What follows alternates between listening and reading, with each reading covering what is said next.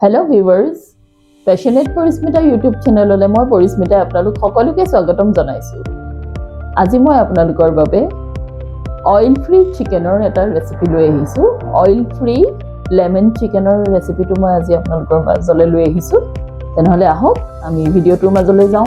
Oil free lemon chicken প্ৰস্তুত কৰিবৰ বাবে মোক প্ৰয়োজন হোৱা সামগ্ৰীখিনি মই দেখুৱাই লৈছো। এয়া চিকেন, ইয়াত মোৰ আধা কেজিতকৈ অকণমান বেছি চিকেন আছে। এয়া নিমখ, আদা নহৰু পেষ্ট, নেমুৰ ৰস, জালুকৰ গুড়ি। একেবাৰে বেছিক সামগ্ৰী, মোক অকল এইখিনিয়ে লাগিব।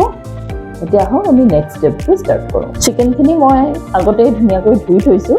এতিয়া মই চিকেনখিনি এই মিক্সিং বাউলটোত ট্ৰান্সফাৰ কৰি লওঁ। এতিয়া মই ইয়াত এড কৰিম সোৱাদ অনুসৰি নিমখ,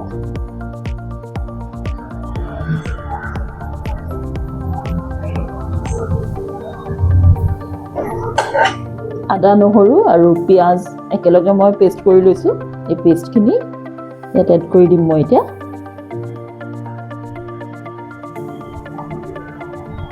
এতিয়া মই এড কৰিম ইয়াত জালুক গুড়ি,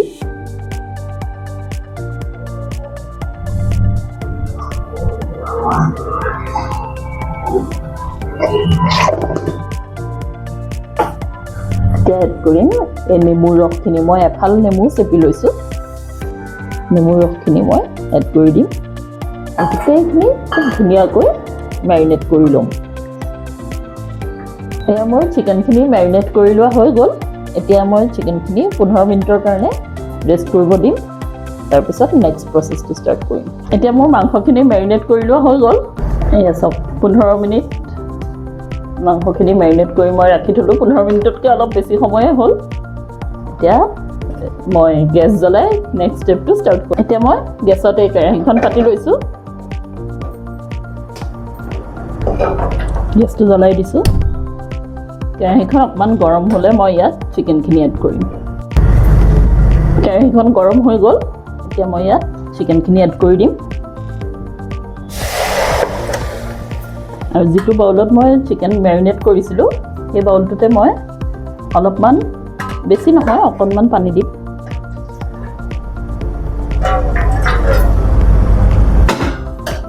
সেই পানীখিনিও মই এতিয়া ইয়াত এড কৰি দিছোঁ। এতিয়া মই অলপ সময়ৰ কাৰণে চিকেনখিনি হাই ফ্লেমত ভাজি ল'ম। অলপ সময় চিকেনখিনি মই হাই ফ্লেমত ভাজি ল'লোঁ। এতিয়া মই ফ্লেমটো ল' কৰি দিছোঁ অলপ। এতিয়া ইয়াত মই অকণমান কেঁচা জলকীয়া কুটা এড কৰি দিছোঁ। কুটা কেঁচা জলকীয়া, এইখিনি মই 2টা জলকীয়া লৈছোঁ। এইখিনি মই এড কৰি দিছোঁ ইয়াত। আৰু এটা বস্তু মই ইয়াত এড কৰিম এতিয়া, এয়া নেমুৰ বাকলি। এইখিনি মই মিহি মিহিকৈ কাটি এড কৰি দিছোঁ, কাৰণ নেমুৰ বাকলিটো যথেষ্ট হেল্ডি হয়। ইয়াত চি ভিটামিন বহুত থাকে, গতিকে খোৱাটো ভাল, বহুত উপকাৰী হয়। সেইকাৰণে মই নেমু বাকলি অলপো এড কৰি দিলোঁ, কাৰণ আমি বিশেষ মছলা আৰু একো যিহেতু এড নকৰোঁ। গোটেইখিনি এড কৰি মই লৰাই দিছোঁ। এতিয়া মই গেছৰ ফ্লেমটো একেবাৰে ল' কৰি দিছোঁ। 10-15 মিনিটৰ কাৰণে মই চিকেনখিনি ঢাকি দিছোঁ। এতিয়া প্ৰায় 15 মিনিটমান সময় মাংসখিনি মই ল' ফ্লেমত ৰাখি ঢাকি উতলিবলৈ দিছিলোঁ। এতিয়া ঢাকনিখন মই আঁতৰাই চাম। ধুনীয়াকৈ মাংসখিনি উতলি আছে। এতিয়া মই আকৌ অলপ সময় লৰাই দিলোঁ, 2-3 মিনিট। এতিয়া মাংসখিনি মই মিডিয়াম টু হাই ফ্লেম কৰি ৰাখিছোঁ। এতিয়া অকণমান সময় আকৌ ঢাকি দিছোঁ। আকৌ এতিয়া 10 মিনিটমান ঢাকি দিয়াৰ পিছত মই আকৌ এবাৰ উদঙাই চাম। এইখিনি অলপ সাৱধান হ'বলগীয়া হয়, কাৰণ আমি তেল যিহেতু এটোপালো ব্যৱহাৰ কৰা নাই, তেতিয়া লাগি গ'লে বেয়া হৈ যাব।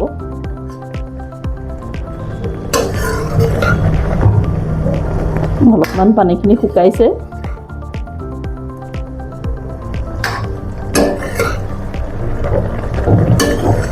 মই এতিয়া গেছটো অকণমান সময় ফুল ফ্লেম কৰি লৰাই দিছোঁ। এতিয়া মই ইয়াতে অলপমান 1 চামুচ ময়দা এবাটি পানীত মই গুলি লৈছিলোঁ, সেই ময়দাখিনি দিম, কাৰণ আমি বিশেষ একো মছলা চছলা ব্যৱহাৰ যিহেতু কৰা নাই। অকণমান গ্ৰেভিটো ডাঠ হ'বৰ কাৰণে ময়দাখিনি দিম। দিয়াৰ আগত এবাৰ ঘুটি লৈছোঁ, নহ'লে ডাঠ হৈ থাকি যায়, তলত বহি যায়। এইখিনি এড কৰি দিলোঁ। এতিয়া মই এইখিনি লৰাই দিম। মই গেছটো ল' টু মিডিয়ামত ৰাখিছোঁ। মই এতিয়া এইখিনি মিলাই লৈহে অলপ হাই কৰিম গেছটো। এয়া চাওক, চিকেনখিনি এতিয়া ধুনীয়াকৈ ডাঠ হৈ গৈছে।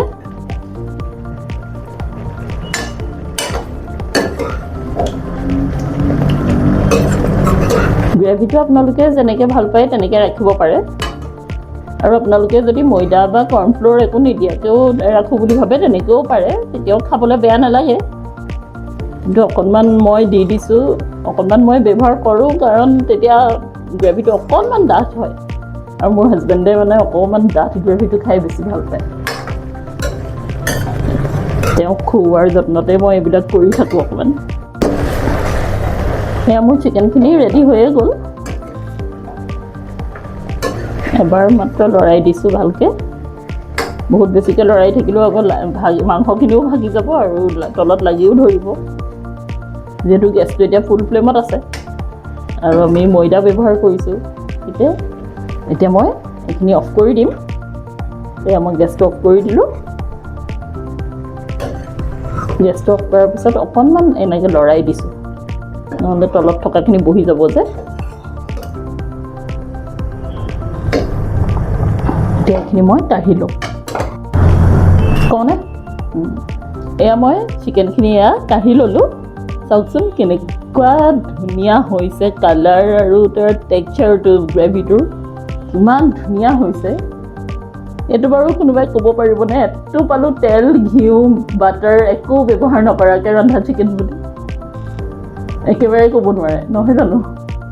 গতিকে আজিৰ ভিডিঅ'টো যদি ভাল পালে, তেনেহ'লে মোৰ ৰেচিপিৰে এবাৰ এনেকৈ অইল ফ্ৰী লেমন চিকেন আপোনালোকেও ঘৰত ৰান্ধি খাই চাব, আৰু কেনে পালে মোক কমেণ্ট বক্সত জনাবলৈ নাপাহৰিব। আৰু মোৰ ভিডিঅ'ত সকলোৱে লাইক কৰিব, কমেণ্ট কৰিব, ভিডিঅ'বোৰ শ্বেয়াৰ কৰিব। আৰু আপোনালোকে মোৰ ভিডিঅ' ক'ৰ পৰা চাই আছে আৰু মোৰ কোনটো ৰেচিপি ট্ৰাই কৰি আপোনালোকে আটাইতকৈ বেছি ভাল পাইছে, সেইটো মোক জনাবলৈ নাপাহৰিব। যিসকলে আজি প্ৰথমবাৰ মোৰ চেনেলটো চাইছে, চেনেলটো ছাবস্ক্ৰাইব কৰি ল'ব আৰু ন'টিফিকেশ্যন বেলটো অল কৰি ল'ব, যাতে মোৰ প্ৰতিটো ভিডিঅ'ৰ প্ৰথম আপডেট আপোনালোকৰ ফালেই যায়। তেনেহ'লে আজিৰ ভিডিঅ'টো ইমানতে সামৰিছোঁ। Bye bye.